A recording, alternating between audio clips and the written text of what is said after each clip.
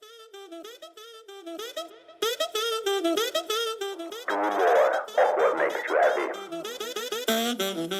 yourself positive. Just another mindset. Hello, friends, and welcome to a new episode of the Just Another Mindset podcast. We need a paradigm shift if it comes to our economic and social systems. Let us drive this change together.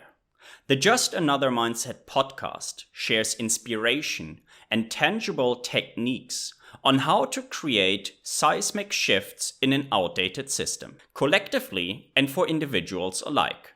My name is Ismael, and each week I bring to you a relevant conversation, message, or theme that will not only entertain you, but help you to change towards a more meaningful and satisfying life. Get encouraged by listening to successful thought leaders, inspiring individuals, and impressive changemakers. Change from within will last and create positive results for all of us. Let us get inspired and embrace collective changes for the better. In today's episode, I share a conversation with you that I had with Ra James. Ra, short for Rakan, is a human being. And being a human means that we have a responsibility to care for the things that bring us life. This is our Kuleana. For the last 12 years, Ra has traveled and worked in over 50 countries on 5 continents. While on this journey, he was mentored by various elders of original peoples who shared with him their wisdom of seeing and being in the world. His current work focuses on integrating thousands of years of practical and ancestral wisdom with the modern world to assist in building a purposeful, kin-centric, and regenerative future. In this episode, we go deep and far. We open up with discussing dreams and the power of understanding such. Ra has traveled the world, lived places, and he experienced a lot of wisdom. Today, he is sharing some of it with you. You will learn about indigenous wisdom on many levels, and you will hear us elaborating union and reuniting. We discuss the concepts of time, the importance of unlearning, and we share thoughts on psychedelics and plant medicine. You will learn about the importance of nature and hear about a habit that has the potential to change your life. And with that, Ra, a warm welcome to the Just Another Mindset podcast. And my first question for you today is, how do you feel and what is on your mind?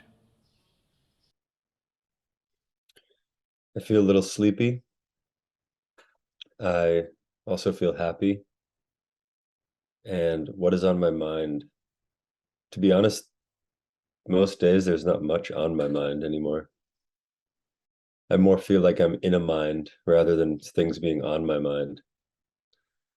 So that's about all I'm going to say for now. Okay, that sounds very interesting. So it's rather in your mind than on your mind, and sleepy, I suppose, because it's 8 a.m. for you today when we are recording. And what makes you happy today? Well, first I want to say I feel like I'm in a mind, not in my mind. Just to clarify that sentence. But also, I mean, the climate and the weather naturally kind of designates our moods. And I think that a lot of times we don't allow that to happen, especially with alarms. I was thinking this morning actually about whenever I have an alarm, it pulls me out of the dream space so quickly that I'm normally unable to remember my dreams any day that I have an alarm, which is very disruptive to being in this other space where we can receive a lot of information. And since the veil is so thin there, when you get pulled out with these alarms, it's really difficult to remember our dreams. And we probably just push it aside and say we have to get up and do something. But for me, it just really feels dissonant that whenever I wake up with an alarm, the dreams are very difficult to come by. How often does it happen that you wake up with an alarm then? Maybe 2 days a week. And for the rest, you have your inner clock that gets you going in the morning. Inner clock, or normally where I live, there's more natural rhythms that bring me back into a waking state, whether that be sunshine through a window or roosters or something of this nature. But today is really, really dark, really, really rainy. So the body is just kind of hibernating, and the alarm kind of was beep, pulled me out like that. So I guess you could say that that was on my mind this morning, actually. All right. Thank you very much for sharing that. And you've already touched on a very interesting topic, I find, and that is dreams and dreaming. So you said if you have an alarm that sometimes you don't remember your dreams, which I'm assuming you try to remember your dreams and you try to work with your dreams. I don't know what comes to mind if we think about that. Yeah, I was having a conversation the other day with someone about dreams, actually. And we have this bifurcation of our waking life and our dream world. And in the Yoga Sutras, dreams are actually one of the vrittis, one of the mind modifications. So there's really not this separation between our dreams and our waking state in the same way that we actually envisage it. But dreams in themselves, I don't know if you've seen the movie Dune, but the opening quote from Dune is dreams are messages from the deep. And oftentimes, for me, the importance of dreams is a lot of times they come through in omens. So I might get visuals of symbols of things that I have to write down that may not seem to make sense, like different animal totems or numbers or places or things that I then have to translate later. So the dreams for me are really guideposts, and they also actually tell me a lot about what I eat. um, because, for example, for a big part of my life, I wasn't eating meat, and when I attempted to reintroduce meat back into my livet, I'll call it a livet instead of a diet. When I attempted to introduce meat back into what I was consuming, I would have nightmares. It was a really interesting phenomena for me because that was me getting involved in, well, what was the condition of what I'm eating? Am I absorbing some sort of karma? Am I just absorbing the physicality of the adrenaline that the animal was maltreated? And that's affecting me because I'm intaking this energy. So my dream space also interconnects me with my direct environment and what I'm interacting with in my waking life. So there's really no separation. It's this merging of the worlds of my waking and my sleeping. And dreams in that way are just really, really useful tools to see how we're living and get a gauge of how we're living and also where we're allowing ourselves to explore. Because when I'm limiting my imagination, my dreams are like me sitting at a coffee table just talking to a friend or something. But then there can be these other dreams where there's dolphins and whales and I'm swimming in different worlds. So there's something about the conditions of our soul that prepare us to receive messages in a certain way. And if we can cultivate a really deep state in our waking life, then our dream state starts to just amplify that state. And I think vice versa as well. Did you learn to pay attention to your dream world from an early age on, or when did you start what you've just explained? Probably when I started traveling. I started really traveling when I was about 22. I guess 20 years old, you could say. That was when I first moved to Hong Kong. But before that, no one in my family had ever talked about it. It's not something that they teach in schools, at least where I'm from.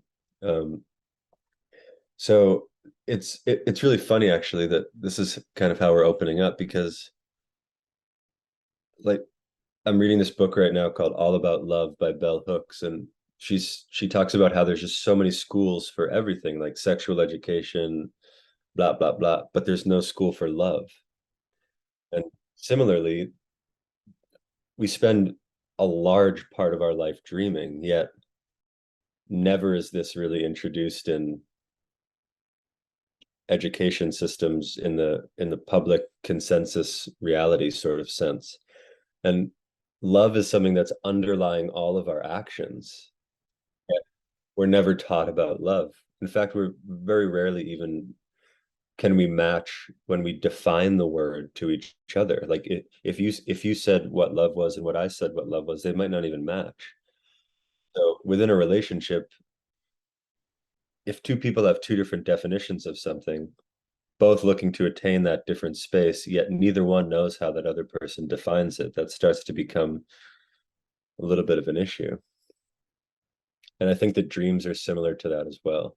That without being taught or without being guided or knowing that dreams have significance, and this is something that feels very weird, Western educated, industrialized, rich, democratic. A lot of original peoples cultures really deeply acknowledge the significance of dreams and the ability to travel to different planes of reality within those. So it feels as though the stripping of the dream world's significance is also the stripping or the commodification of our waking life as well, and they coincide with one another. And another major component that comes to mind is if we talk about love or even if we talk about dreams and we attempt to define something in one language, being the English language, that's one thing. But then if we add different languages and different experiences to the whole realm of dreams or love or whatever you try to define, it becomes even more complex, doesn't it? It becomes more complex, but it also becomes more whole and it becomes more diverse. And one of the one of the common things that's happening now is this monoculture or homogenization of understandings, which strips diversity and strips complexity. And this is not natural. Complexity is very natural. Ecosystems are made up of complexity. Ecosystems are made up of diversity, and equality in its current interpretation of sameness is not equality. Equality exists only in diversity and uniqueness. And as we can embrace, and this is why traveling, for example, is where this started for me, is a tourist goes to a certain place and tries to bring their home to that place. A traveler goes to the place and the place becomes the traveler. And the traveler expands in a capacity of their own humanity through traveling and welcomes in this complexity of humanity and the complexity of nature within their actual system that shifts the way that they interact, show up, and perceive the world. And by being able to do that and being really blessed with the people who I met on my journey, this has opened me up to these concepts that potentially other people maybe haven't been exposed to. And I know that you've also lived and traveled in a bunch of different places. And for me, that's really been the catalyst in my journey for sure. And let's talk about this traveling for some time. And the keyword you just said, at least one that I use, is also living places rather than traveling through. So really getting to know the culture and indulging and exchanging cultures in a way. And maybe you want to talk us through a little bit. You were hinting at that in your early 20s, you started traveling. For how long did you travel? What was the initial motivation? What was it that kept you going? And maybe also to the present moment, if you're still traveling, or which component it plays in your actual current life. So the initial motivation was this natural intuitive feeling that I had been suppressing. And growing up, I had been playing baseball and I was really, really talented and was getting scouted by professional scouts. And but there was this lingering feeling, and I even applied when I entered university to go study internationally, and I wasn't able to because I was committed to the baseball team. And after a year and a half of being on the team and not getting along with the coach and wanting to party on the weekends and having to wake up at 6 a.m. for weightlifting, I was just like, I don't want to do this. Like, what am I doing? Whose dream is this actually? Funnily enough, to weave it back into a dream.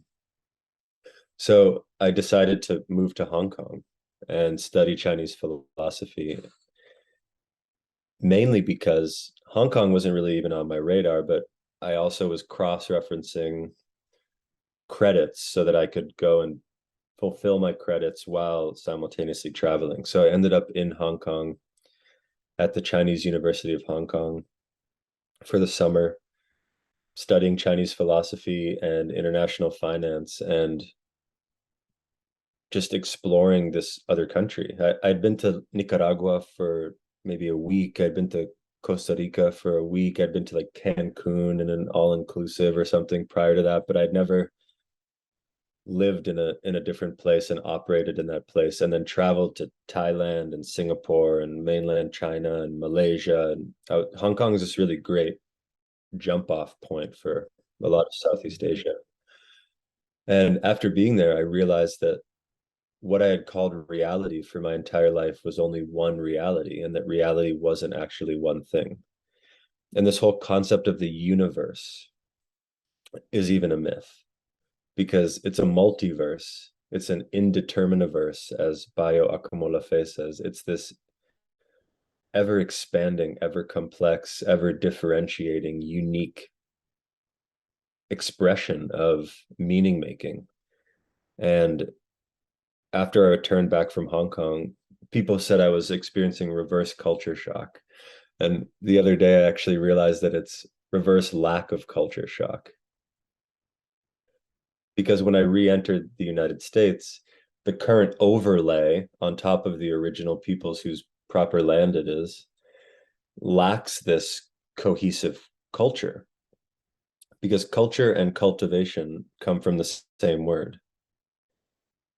And that relates directly to place, that relates directly to the earth, that relates directly to the soil. So the culture itself springs forth from that place in the same way that an ecosystem springs forth from that place. And after traveling to Hong Kong, I ended up moving back to Spain, to Valencia, and moving around through like Czech Republic and Hungary and different places when I was there. And then when I was 22, I moved directly to Cameroon, to a small village on the border of Nigeria named Bali Nyonga. And that was really my first exposure to a really deep, deep culture that also was experiencing what we're labeling as poverty. And that really shifted me completely because I realized that was my first really beginnings of understanding colonialism and what privilege means and what it would look like to allocate my skill set and my unique skin suit towards the benefit of beings who I've never met and who have been systemically oppressed from similar people who look like me. And it was just this really deep, I also discovered what food was. Like I'd never grown my own food or even interacted with a farm up until that point. And I was hopping on the backs of motorcycles and going into these rural villages and killing my own chickens and getting them from the market and drinking palm wine with farmers and dancing. And they were poor, but they were the happiest people I'd ever met. And there was community. I'd never seen community in that way. So there's just all of these things just started to expand, and they've just continually compounded over time when I realized that the only way to actually know something, like gnosis, to know it, is to experience it. And even then, you're just experiencing one purview of that thing in that one moment in time. So there became this place where, after one of my first teachers, who was an Afro-Cuban man, he essentially just kept questioning everything that came out of my mouth. He'd say, "How do you know that that's true?" I'd be like, well, I read it somewhere and this guy said it. And he's like, how do you know that they know that that's true? And it became to be this thing where I realized that I was just regurgitating information that I had no idea if it could be true or not. And that most people just do that their whole life. They just regurgitate information without experientially knowing anything. And it got to a certain point where I couldn't even talk because everything I was going to say was just going to be somebody else's information that I hadn't directly experienced.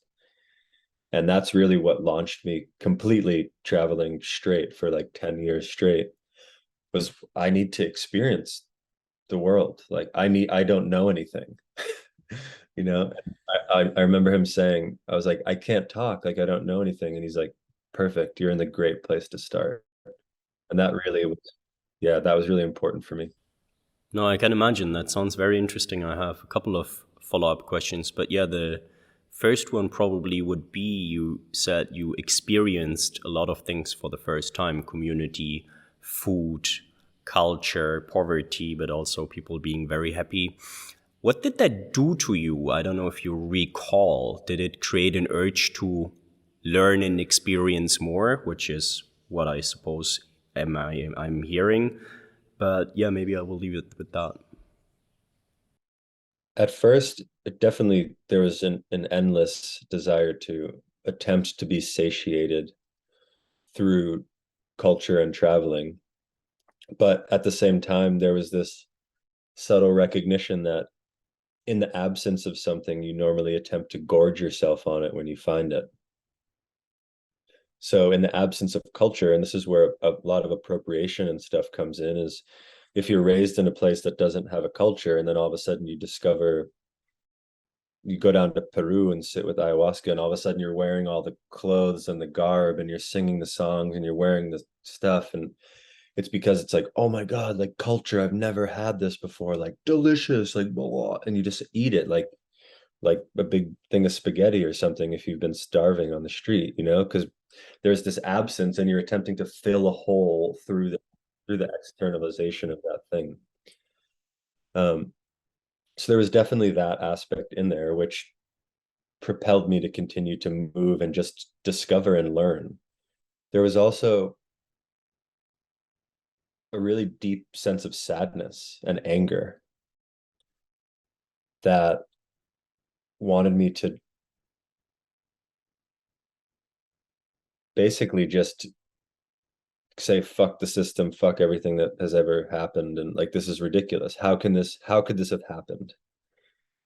Like as I started to go down the rabbit hole and discover things more and more and more, there was this really deep anger and desire to escape. And I think that this is part of the stages of grief, right? There's anger, denial, there's bargaining, there's depression, and there's acceptance. And we all move our way through these stages of grief.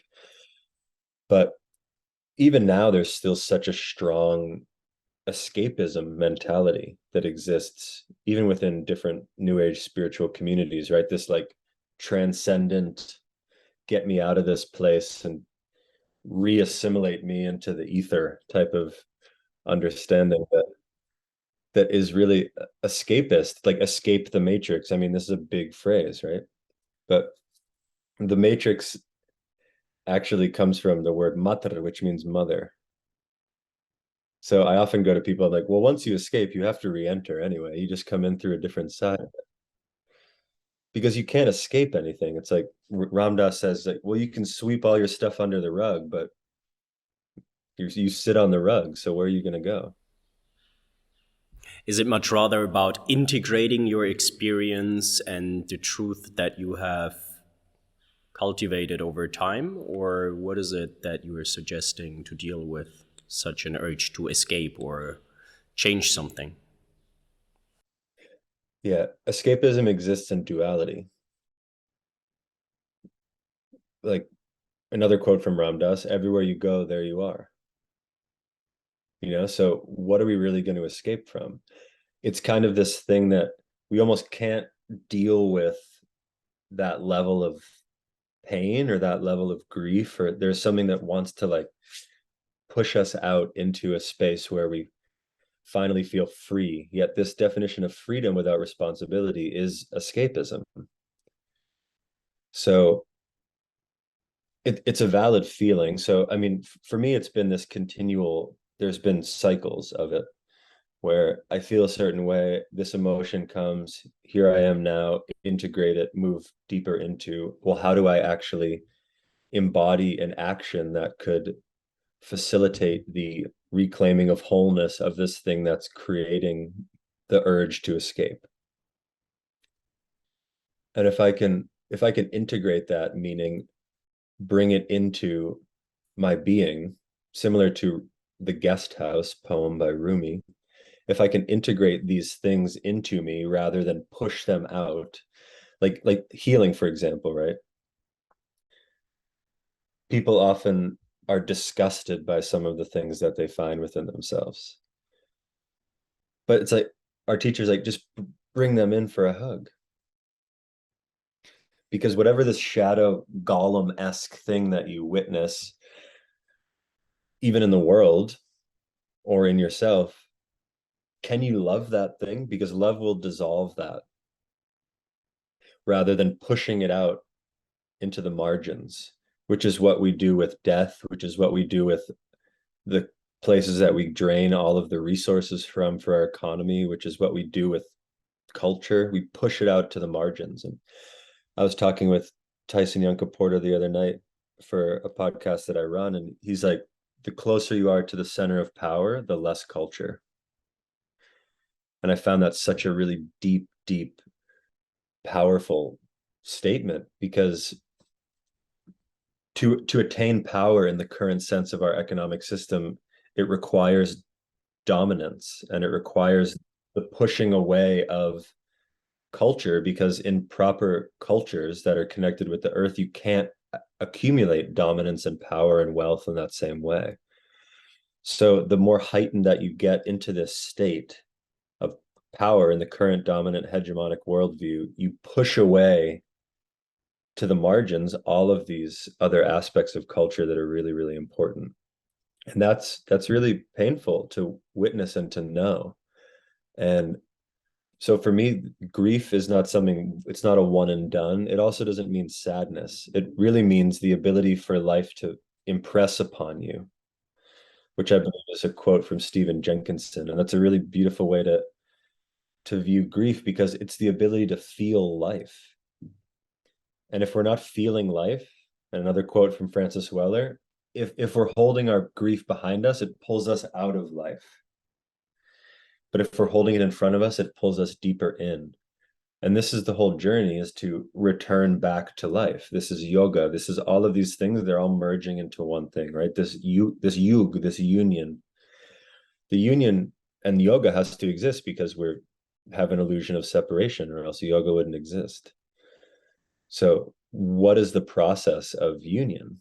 What is the process of remembering what we really are? And there's a lot of pieces that we could probably go from here, but I'll say about that much for now.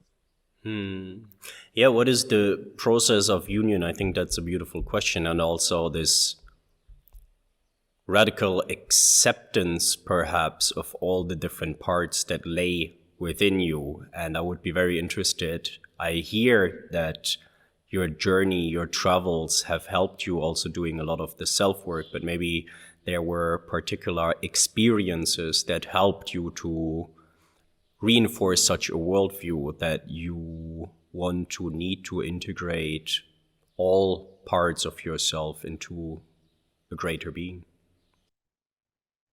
First, I want to say I don't have the answer to this question. If I did, I don't know what would be happening. I'd be somewhere in a cave, perhaps. I'm still figuring it out, but union, for me, a part that's really, really helped me recently is from one of our teachers here in what's currently called Texas. His name's Xochipilli. And it was the acknowledgement of the living essence of water. This was many years ago now, but never before in my life had I understood or thanked the water. So for me, what I've begun to understand is what keeps me alive? Water, air, sun, food. There's these really basic things that keep me alive. And yet many of us don't view these as us. So every morning now, and what he recommended was say thank you every single morning to the water and see what happens to your life. And that's revolutionized my life. So simple, right? Just the act of saying thank you or giving something before we take something. Revolutionary, radical idea. Beautiful. I can relate because I do the same with food. So yeah, keep going. But I do know what you're talking about. If you actually get your food and you take this 15, 20, 30, 60 seconds to thank all the people involved, and then it depends on how many ingredients you have on your plate, but it changes a lot about your food intake. But yeah, keep going with the water. I'm very interested where this is going. Yeah, so without the water also, you wouldn't have food. And oftentimes we thank the human aspect of these things, but we don't thank the earthen aspect of these things or the cosmic aspect of water. I mean, they've just discovered that water came from another galaxy and has been here before the sun. Like, that's wild. So really reintroducing ourselves back into what gives us life. Because the things that give us life are normally the things that we take for granted the most. If you look at our world, right? What can humans not live without? Water and air and all these things I already mentioned, right? But these are the things that we take for granted. Most people I've talked to have never said thank you to the water, nor has that thought even crossed their mind, because they don't view water as sentient, which is part of this separation. So one of the examples that I also give, and this is a paraphrasation, if that's a word, of a quote from a book from one of my friends and teachers now named Wahing Petopa, called Restoring the Kinship Worldview. And it talks about you can lose your arm, you can lose your leg, you can lose your eye, and you can still live. But if you lose the water, the air, or food, you die. So which one is more important than your body? Which one is your actual body? Like, where does your flesh come from? And that's part of the union, is that understanding that we're borrowing our flesh from the food that we eat. And our entire life is not our own. So to really feel into this part of the union through the restoration and reclamation of our wholeness through what we actually are assists in this union process, because it also brings us back into an expanded, more fluid self-other boundary with the natural world. And ecologically, right now, we can tell by the way that we're separating business and planet or civilization and the world, or even this abstract concept of nature. If you look up nature, it's anywhere where humans aren't. But that means that we're separate from it. That's part of the union. So all of this is really a part of the union, and especially the human nature binary is something that is creating ecological catastrophes on the planet. And part of that is the colonialization or the monoculturization of the mind, and the ability for us to somehow think that we are more intelligent than the system that created us. And hence trying to get out or do something about that system, change something about that system. Why do you think that there are so many indigenous cultures, I just want to say, that have a much better understanding than the global north and the prime system in charge right now.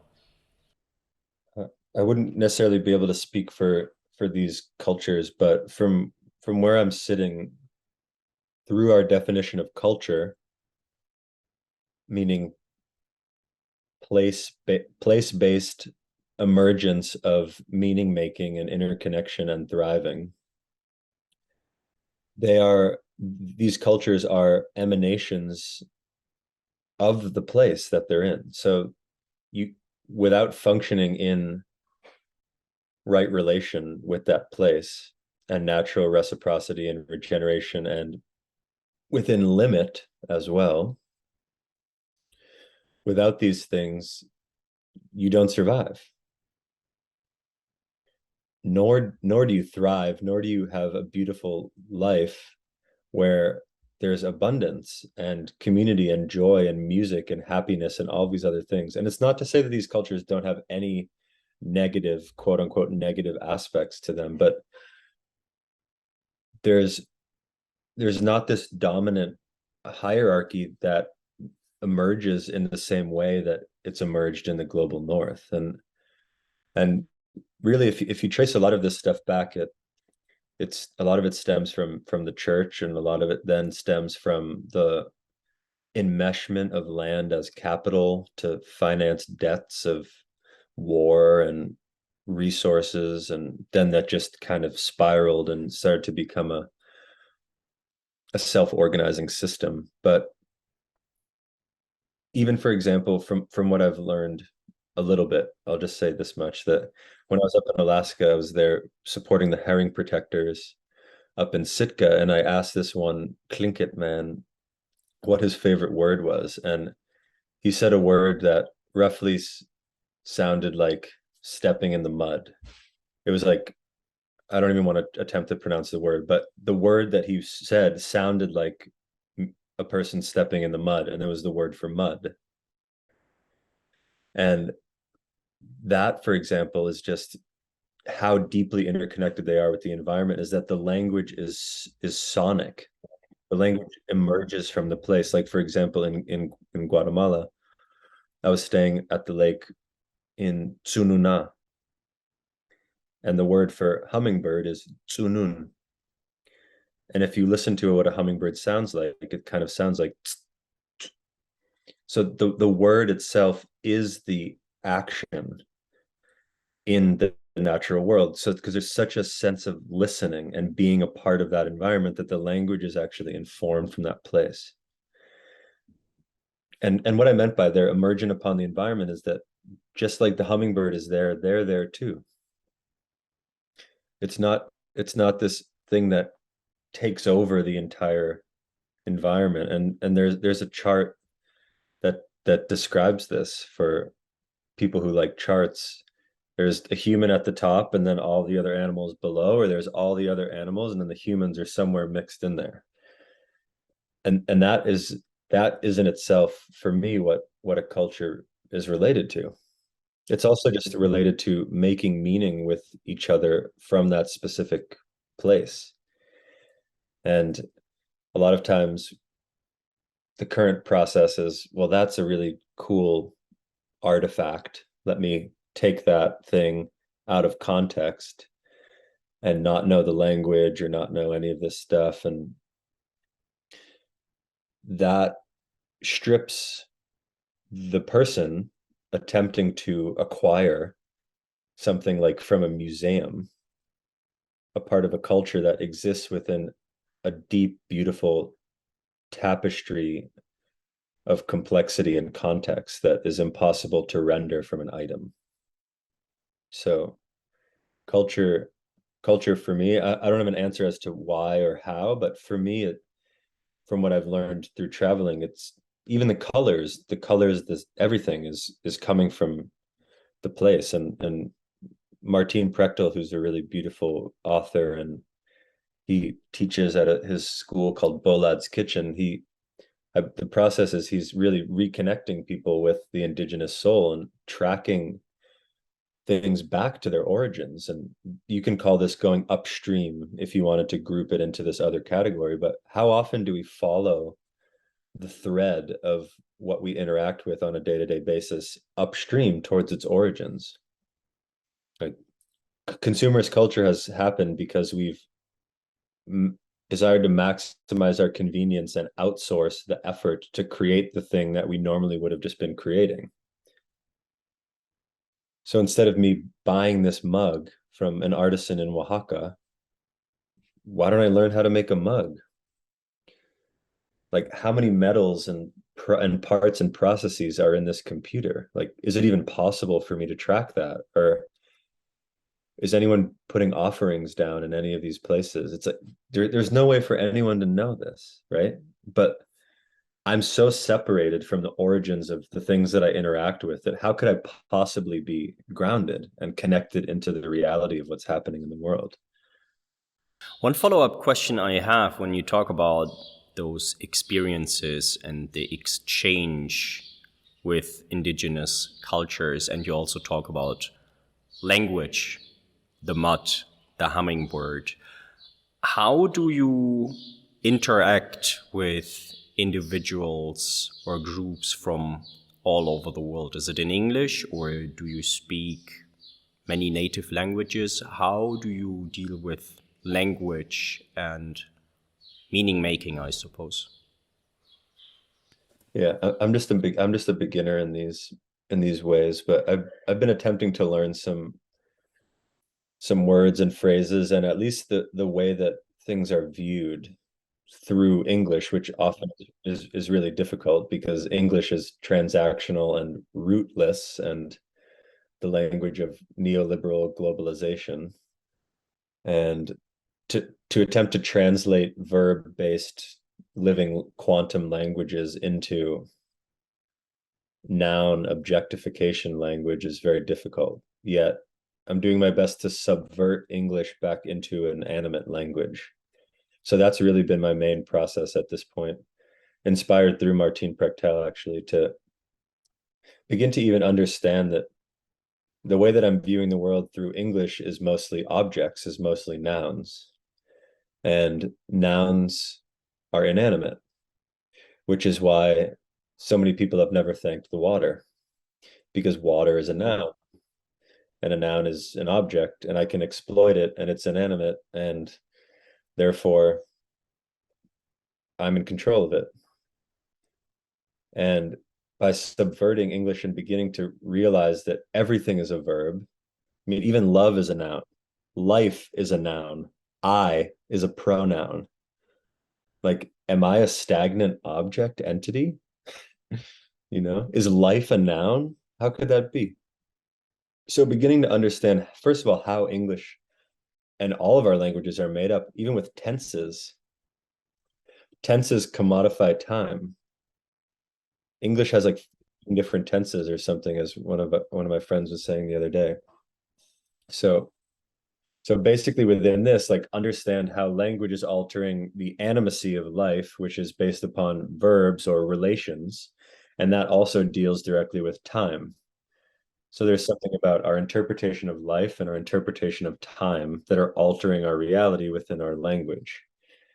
So to answer your question, I've just begun to question enough things that are now I'm beginning to understand, but I don't speak any original people's languages fluently. I'm pretty good at Spanish. I'm not fluent in Spanish, but I can relay like probably 50 to 60% of what I'm actually thinking on the depths that I want to relay it while understanding the same amount, which has really helped me out a lot too, just traveling through various other countries. And so languages are actually something that I have made a note to myself that I want to focus more and more and more on. But right now I'm focusing on subverting English back into a living language, or I can even attempt to engage and learn from these other languages, or else I'm just going to box them into an objectified worldview. So I have to unlearn enough to even begin to learn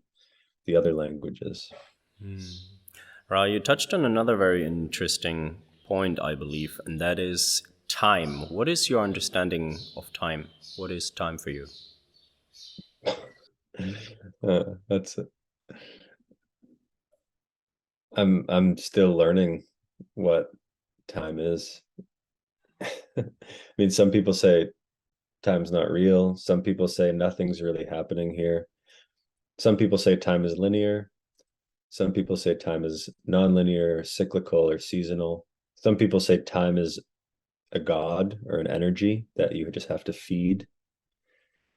So really just beginning to sit with these concepts of time and witness what it feels like in my own being. But time, as of recent, for me, has felt very malleable. It's felt very, very stretchy. And linear time doesn't make sense. And with linear time, we essentially get worked by time. Like you're born, you die, it's a line.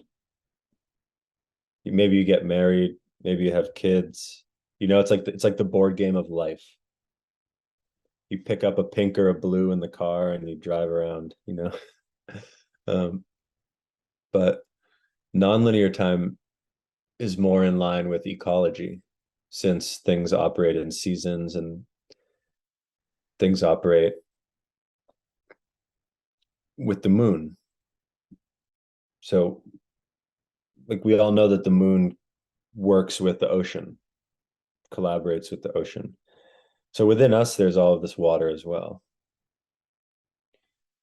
This is my understanding of what zodiac or any of these things are, is in the same way that the moon pulls the tides, within us there's also water. So what is being revealed based on the different tides of our own being tied to the water in ourselves. So this is why someone who's like born in the Gregorian zodiac, Cancer or a Leo, they have certain characteristics. Well, that's because there's a pattern in the water that is being moved, which is why a lot of people feel similar things every single month. And you're like, oh yeah, that's me, when you read the astrology and the different snippets and stuff, you know? So there's something really with time and water. Also, something that really is another main focus is the way that we're structuring time is absolutely wild. So the church was just like, Jesus was born here. We're in the year 2023 now. Just because Jesus was born, that's when time started? Like, no way. If you go to other cultures, I mean, I think in the Hebrew or the Jewish, it's like year 5,000 something. That'll really shift your mind around our technological progress if it's the year 5,000 something instead of 2,000. But other places don't really have years in this way. They have cycles. So even in this, right, there's we operate on a 12-month, 30-day calendar in the weird world. And New Year's is in the dead of winter. You know, Sochi Pili was saying this. He's like, how strange is it that your New Year, what's new? It's just in the dead of winter, you know? So other places, like if you go to Guatemala, you go to different places, like they operate on different time scales. They operate on lunar calendars, which are an entirely different understanding of time. So even beginning to tap back into understand that what we're viewing as time right now is a construct that is out of sync with ecology and the cosmos and the natural world is really important, because nothing's linear. So if we can't even conceptualize time in the correct way in our waking life, how are we ever going to construct systems of change that are in sync with natural law? So time is like the base, language is the base. These two things are really important for me, at least. No, absolutely. And I think it's two very big concepts and two concepts that many people don't really spend a lot of time thinking about to begin with, right? We just take them for granted again. Like time is what it is and language is what it is. But I do agree that it needs quite a bit of brain power to actually create concepts that are a much better fit to, well, what you and I maybe call the real world and not so much the constructed world. You talked about separation and ecology quite a bit, and I know that you also use the knowledge that you gain from many elders during your travels to make an attempt to reunite individuals with themselves, with nature, and so forth. I don't know if you want to talk to that a little bit. Well, first and foremost, I only share what I've been allowed to share because it's not my stuff to share, really, you know? Like that's why I can't answer for all cultures. I can't answer about really the in-depth parts of these things because I'm just a beginner, you know? Like I don't speak Lakota, so I can't talk about Lakota traditions or any of these things. That's not up for me to talk about. So really what I've been told that I can share is just things around worldview. And just beginning to even expand the mindscape of certain people within these topics that we're talking about, language and time and these other things, right? Because it goes far deeper than all of this. This is just the entry point. This is just the tip of the iceberg. But so I just want to start by saying this because one of the big things that ends up happening is someone will go into a community and like siphon, once again with this extractive mindset, they'll siphon something out of the community and then they'll go write a book on it and then never give money back to the community or the elder who they learned that thing to. And that's the same thing that I definitely am not wanting to create. So I just want to start with that. As far as the other, so one of the purposes of one of the initiatives that I have, which is called Future Elders, is, as Martin Prechtel says, to help people to become an ancestor worth descending from, which I think is just an amazing sentence. And anyone who hasn't read or interacted with his material, I highly recommend doing that. Future Elders, what I've done is that I actually, since I have relationships with these people, whoever is open to do this, a lot of them aren't. A lot of them don't like to go on Zoom or can't travel anymore in the same degree, but I actually bring them in to connect with people and so that they can experience that themselves, where I'm not like really gonna, there's no way I can recreate their essence or the wisdom that they carry. All I really function as is somewhat of a bridge or a somewhat of it like a translator app or something for some of this wisdom. Definitely not all of it, but some of it. So Future Elders is really just attempting to place some seeds around for people to follow within their own spiritual orphanage back into a place where they feel connected to place, or learn how to listen to the capacity where they could be reconnected back to place. Because before you can get reconnected back to something, you have to have a process or a ritual or a rite, R-I-T-E, to reconnect back to that place. Or else it's like all another concept. And then we're still stuck in conceptual understandings. And as they say in India, reading about water will not quench your thirst. So all these things are so conceptual. It's like we know about something, therefore we think we know it, but there's so many levels of knowing. And conceptual understanding and comprehension is not the same as experiential knowing. And for me, this is a really, really big part of the work that I do as well with my other initiative called Rebiz, which is reconnecting business with Earth. And it focuses on this. Like, for example, someone works within sustainability.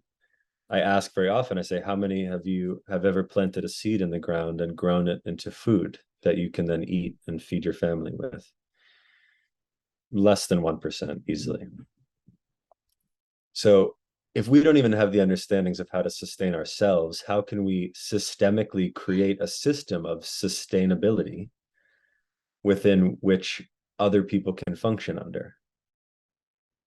And there's this really deep connection between personal, comprehensive, and actual gnosis, experiential knowing, which would actually create the externalization and the change that we're looking for. But we often overshoot ourselves into a different place through our knowing and forget to come back and integrate these concepts within our own being, which for me is why the world is disintegrating, is because it's disintegrated. And if we integrate it, then things become a lot easier. So instead of me telling someone that they have to go do something within a system that I've never done in my whole life, that's very hypocritical. So there really has to be this mirror that we hold up to ourselves to just begin to look at it. And it won't be easy. It doesn't have to be hard. It depends how you feel when you're a beginner and you're learning. So beginner's mind is something really important in this journey because most of us are just babies here. No, I certainly do agree, and I would be very interested in where do we first place this mirror or create this experience? Is this something that could take place in our educational systems much more, that you understand where is food coming from, what is water, how does time work, or is that something that you then gain through travels, but then 9 billion people at some point traveling the world and visiting elders is also a concept that might get a bit tricky.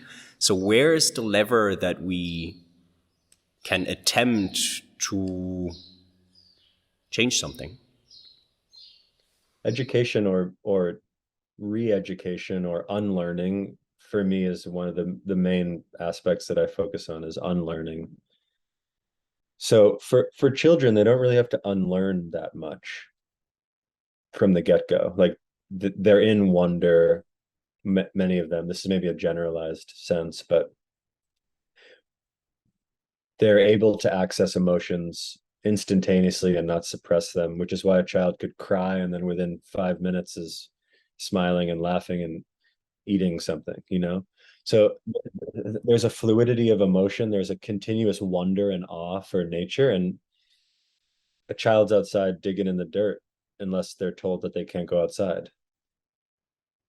So children don't really need to unlearn as much. So I think within the education system, there should be a continuation of the deepening of the understandings that children already know coming into the world. And this is where I believe Sadhguru shared this too, with traditional yogic education. They don't go to school for the first 10 years of their life because education is empowerment, or education is power. And if you utilize education and implement it before the child has attained a continuous life way of interconnectedness and interbeing, then you're empowering a disconnected worldview to take place within the world.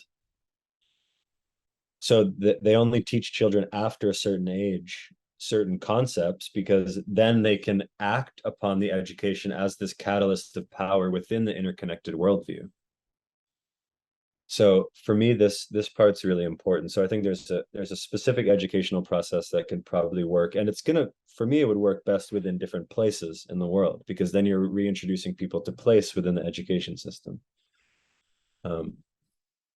Outside of this, for most adults, I think it's unlearning first, because if we have a cup full of stuff that we think is really good, as they say in Zen, like, how am I going to fill your cup if your cup's full?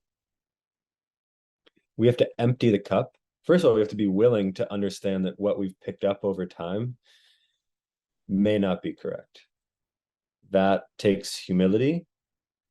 That takes experiences to humble you and bring you into a place of expansion, which I believe is a lot of why psychedelics or entheogens or whatever you want to call them is really, really important, because it provides an expanded state of consciousness where you can recognize that, wow, there's a lot that I don't know here.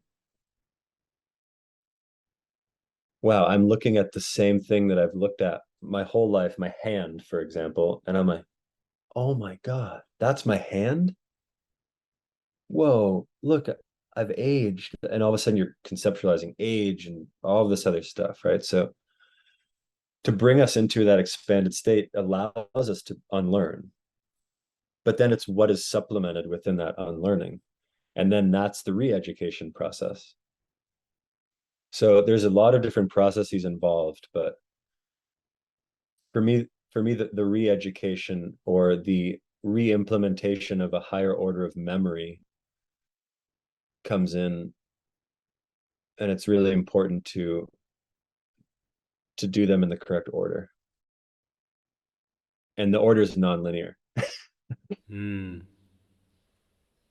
I agree. What role do psychedelics play maybe in your own journey, but also in this journey of reintegration? My first experiences were with acid when I was probably 20, 21, 22, all up and around. Yeah, like basically, like right as they started, basically. Um, After that, experiences with psilocybin, and most recently, I don't really even call them psychedelics anymore. I mostly just sit with specific plant teachers. Even the concept of medicines is a new concept, because a medicine has to come in if you're sick. But if you're not sick, what is it?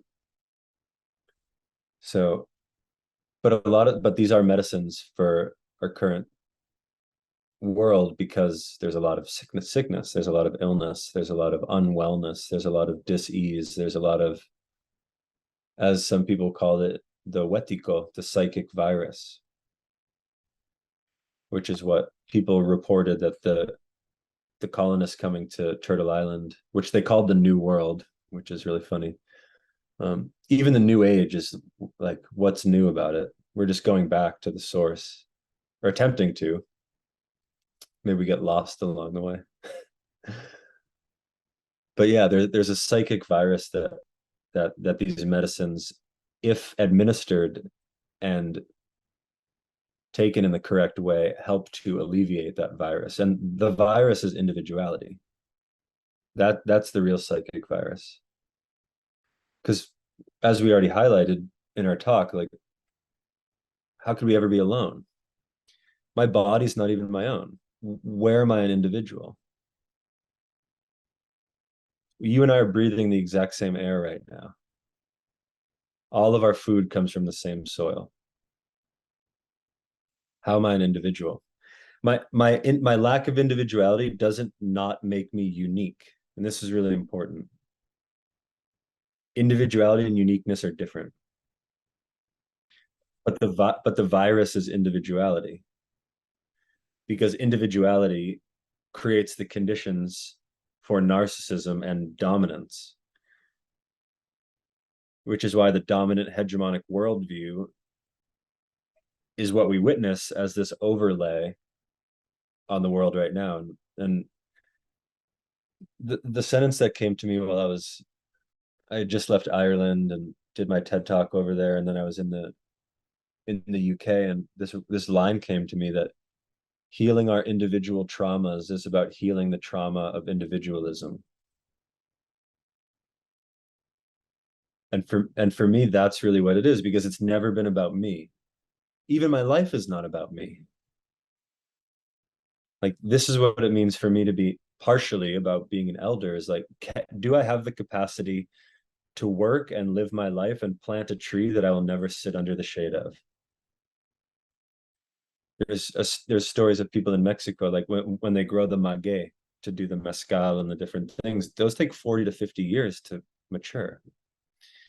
So if someone starts to plant one at 40, can you wake up every morning and water and work with that plant, knowing that you're never going to drink the mezcal? Do we have that selflessness available within us?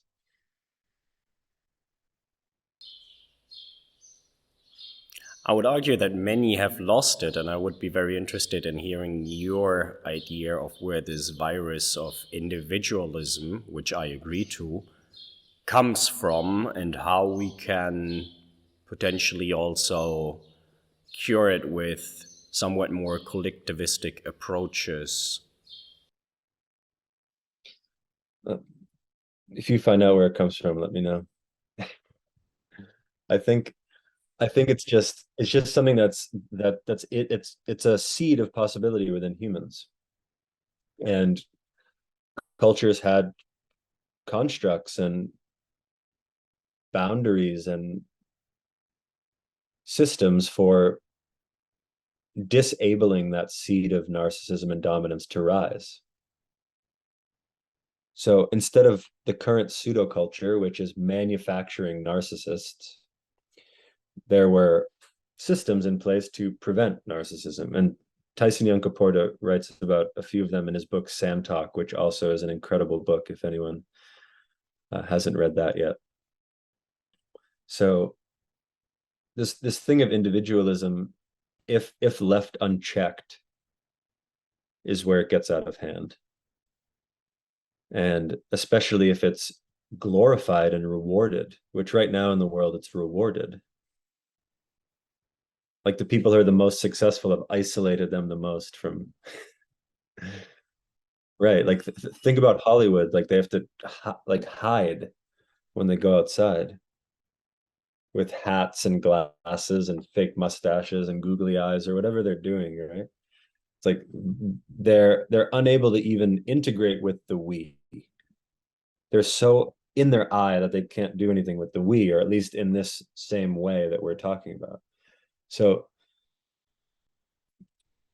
when you have a system that rewards dominance and narcissism rather than brings it back into a non-hierarchical egalitarian social construct, well then of course it's going to thrive. Like which wolf are we feeding, you know? And when did we started feeding it? I don't know. I mean, maybe it happened when an intermediary told us that we needed to go through them to get to God, who's some dude up in the sky, and that God isn't the water right in front of us. What did you learn about religion during your travels and during your interactions with the elders? About religion? The best way I can put it is this man in Kerala just wrote a note in my journal one day, and he said, "There's 1,000 translations of the one God." That's what he wrote. Something to that nature. For me, that's religion. Like it's a way of it's another way of making meaning, but we're essentially fighting wars over vocabulary. But the root word of religion is very similar to the root word of yoga. It deals with union. But when certain religions go back on their principles to further their principles, it doesn't make much sense. And I think that this happens a lot of times where there's, rather than an invitation to come into the religion, there's a forceful conversion or coercion. And that's where there's interference. And it creates interference in the general field as well. There's interference on a human level, and then there's interference with, I mean, it's kind of hypocritical, no? Like if you think about what the church was talking about and then what they're doing back in the day, like it's pretty hypocritical, you know? But recently, I mean, there's major news that the Pope finally rescinded the doctrine of discovery, which was in place for a very, very long time, which essentially enabled colonization to occur. And he recently rescinded this maybe a couple of weeks ago. So I don't really have that big of an answer for you with religion. It's not something that I've focused too much of my attention on. Which is an answer by itself. Right, we talked about separation, we talked about consumerism, we talked about neoliberal politics, and we talked about this very individualistic worldview that we are experiencing, at least in the global north, but probably much further than that. What are particular steps or actions or ideas that you have to drive change, societal transformation, whatever you want to call it? What do you see first steps to be? And Yeah, I mean, we've already touched upon a lot of them, but this is why I've created what I've created. Is if people are interested in going through the beginnings of this process, here is one potential route that may assist you in your returning back to wholeness, which is going to contribute towards you functioning in your relationships, individual life, systems, communities, and organizations, and in a better way. And better meaning the ability to cultivate more life within that system, more love within that system, more awareness within that system, more reverence within that system. And by system, we can say relationship, because everything is relationship as well, which really is that's the theory of relativity.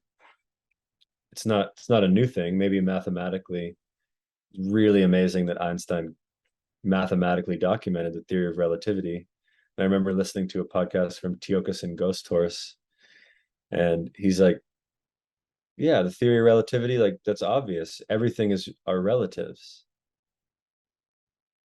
Like we're all in relation with one another. The theory of relativity, you think you go out and you listen to the tree? Well, the tree is also listening to you. That's relativity. So this is one of the big things, right? Is to know that as much as we think we're interacting with the environment's interacting with us. In fact, there's not even an environment. There's not a surrounding. This is another one of the binaries or the dualities, is that there's a surrounding. That nature's out here. Right. I mean, this is what the unified field theory for me is about, that talks a lot about quantum physics. And there's all these advancements in science that are mirroring the understandings of spirituality, yet somehow they're like still bumping up, and scientists are calling these people hippies, and these people are calling these people this. But once again, 1,000 ways to say the same thing. very much like that. Well, there are a couple of questions that I ask each and every of my podcast guests, but before we go there, is there a topic or a theme or something else that comes to mind that you deem we haven't discussed in proper detail today? I think we've covered a lot. And they're just pieces of this, right? And it's up to people to pick up a thread and start to weave them together. I do agree. If they want to consult you with weaving those together, or if people would like to find out more about yourself, how and where can they do so? I have a personal website, rawjames.co. on there you would find a link to Future Elders and to Rebiz, but both of those initiatives have separate websites, futureelders.co, I believe, and Rebiz, rebiz.io. And Rebiz is it's a leadership deprogram. So most people are doing a lot of programs and come to my program. It's like I don't want to program anyone anymore. I actually just want to deprogram them. So it's a leadership deprogram that involves personal, intersectional, cross-cultural components of our journey and then links them into systemic and organizational change. So this is for people involved who actually want to redesign business as usual and reconnect business with Earth simultaneously.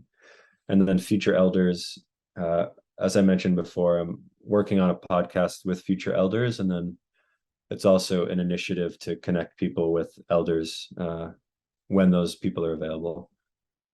Thank you very much for sharing that. And of course, I will link them to the podcast description. And just a quick side note for the audience, if you're interested in the Rebiz and a bit more details of that, you may want to also check out the conversation that I had with Erin on degrowth topics, because she's another co-founder of the Rebiz. And we have talked quite intensively through the project, what it is about, and the deprogramming. I very much like that, Ra. And that leads me to the last final 3 questions for today's conversation anyways. And the first one being, what is it that makes you hopeful, Ra? The best way that I've heard this put was actually through Stephen Jenkinson. He said, hope and hopelessness are separated by the thinness of what you would look at as a coin. The goal is to be hope-free.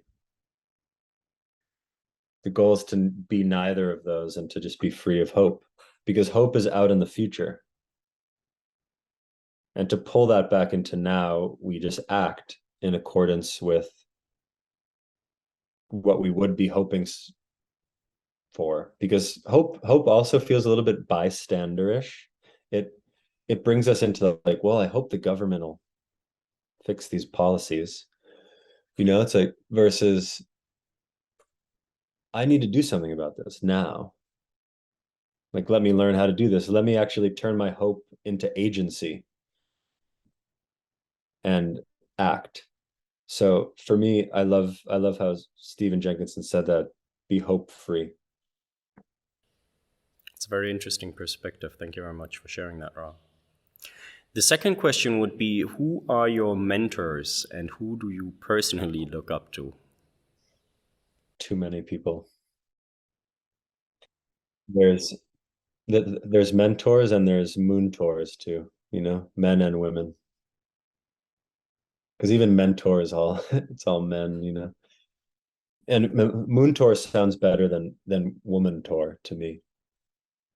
Similar to manifestation, one of my teachers, she's like, it's moonifestation. Her name's Rashani. She's great.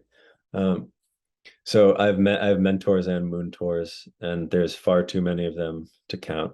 I could count them actually, but I don't think you want me to list them off here. But there's a lot, and they're all over the world, and they're with me all the time.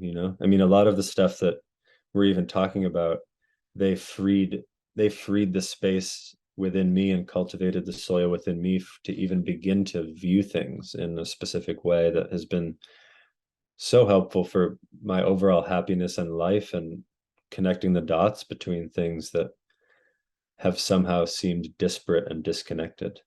And that leads me to the last and final question for today's podcast episode, and I call it the 3 truths.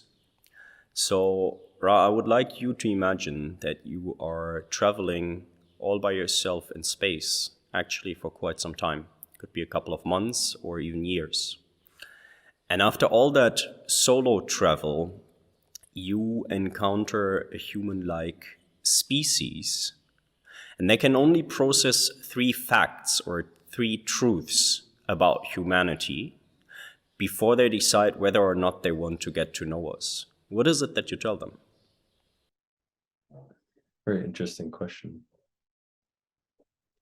I think I would hand them things, actually.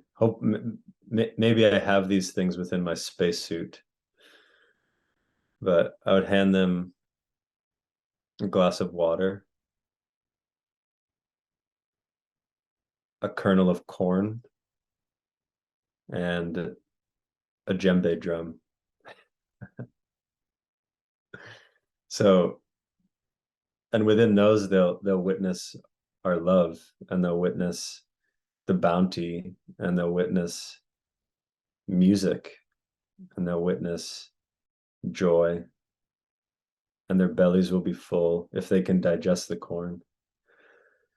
And they'll begin to understand a little bit about humanity more than I could ever tell them, because within those three things of water, food, and music, I think that's really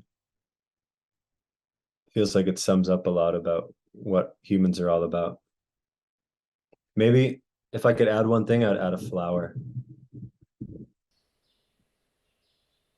I suppose that would make very grateful human species members. Ra, thank you so much. And if there is any final message or words that you have for the audience, it's all yours. I don't think I have any. I think I've shared. I think I've shared all I can share for now.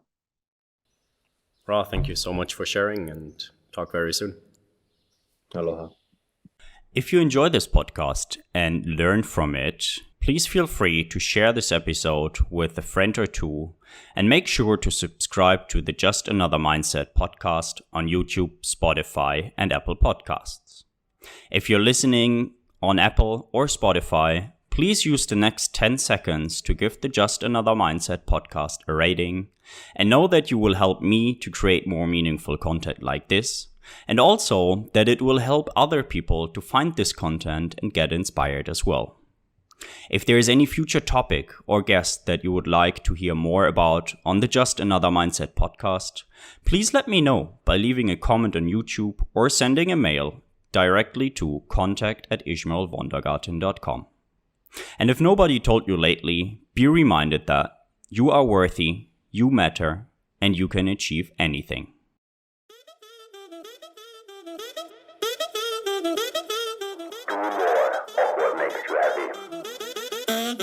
Be yourself positive. Just another mindset.